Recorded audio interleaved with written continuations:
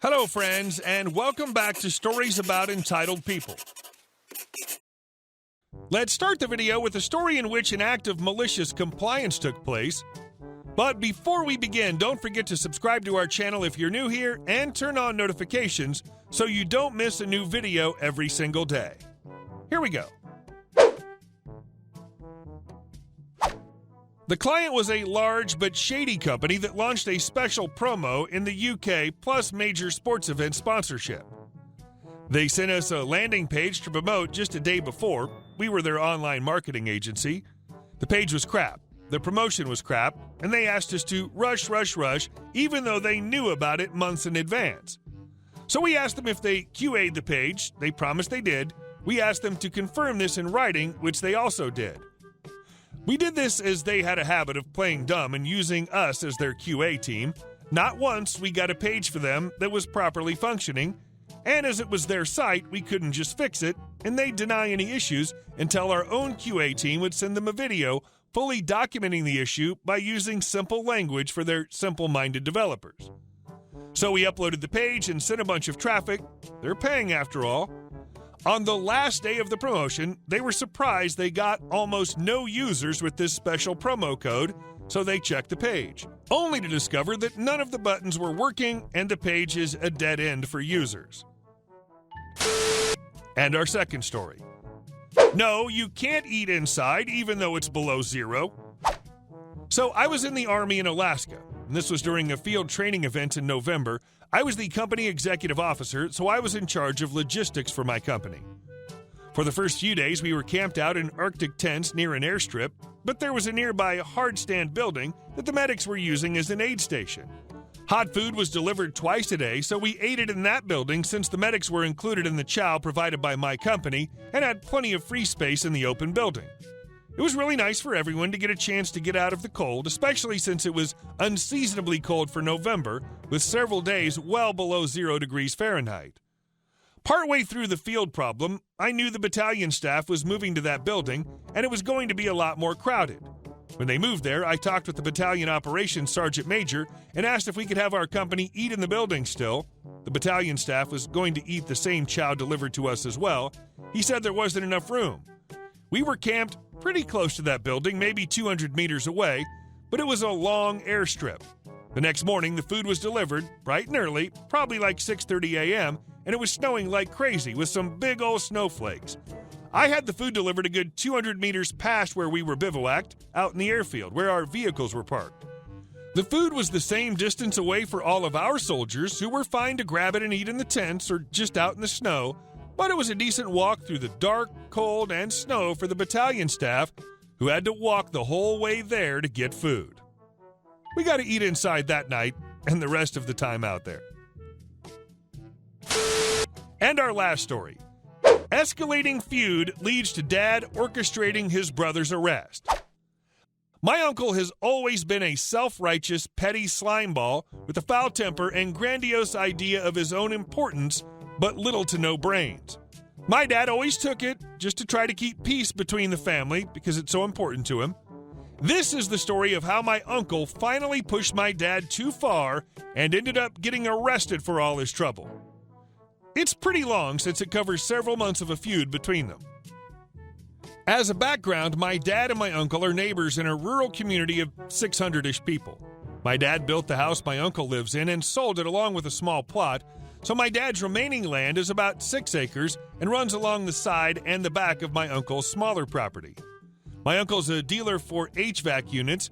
My dad's in the HVAC business and would buy some things from his brother, even though his brother's prices were higher and he had more limited inventory than other dealers, in order to help his brother out. My dad also rented a building his brother owned and used it as his shop/office. He only rented the building and parking lot, but in the field out behind the shop, my uncle and my dad both would collect old HVAC units. These things are rusty and all around fugly, but when they didn't have anything else to do, they could go and get one of these old units to break down for scrap. This story starts when one day my dad went to his brother and said he needed a certain unit, but his brother quoted him a really high price and also couldn't deliver in the time frame my dad needed. So my dad called up another dealer he works with, and that guy had a unit on hand to give him for a much lower price. A no-brainer. My uncle found out about this somehow, dudes in the HVAC business are apparently like gossipy teenage girls, and confronted my dad, basically giving him an ultimatum that if my dad wouldn't commit to buying 100% of his units from my uncle, then my uncle wouldn't sell him anything. I already told you my uncle's an idiot. So my dad didn't say anything to his brother, but he took him at his word and stopped buying anything from him. A month or so later, my uncle showed up at my dad's shop and confronted him again, wanting to know why my dad hadn't ordered anything from him that month. When my dad told him why, my uncle exploded. They apparently had a screaming match, and in the end, my uncle announced that my dad was no longer his brother. They were no longer doing business together, and my dad was evicted from the shop.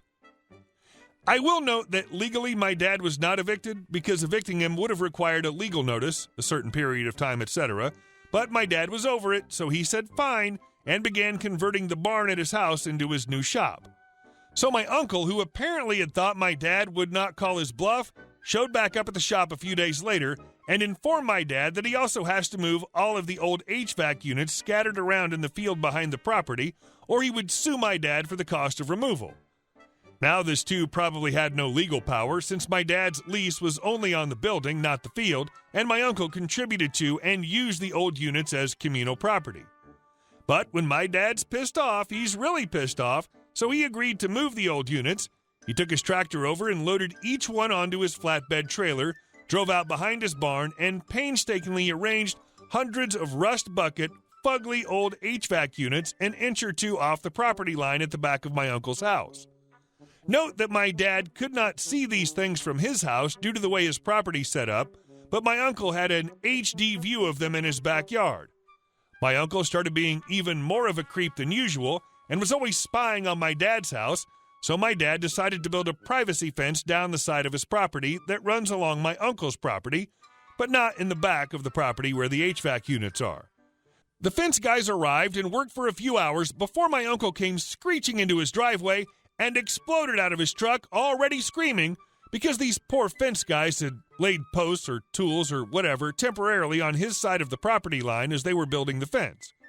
My uncle called the police, who basically told the fence guys, "Okay, dudes, just don't put anything on this crazy man's property," and left. The next day, apparently someone left a hammer across the property line, so here comes my uncle screaming at them again. He called the police again, but by the time they got there, the guy had already moved his hammer, so the police were just annoyed by this point, but could only warn them not to do it again. Later that afternoon, my uncle called the police a third time, I kid you not.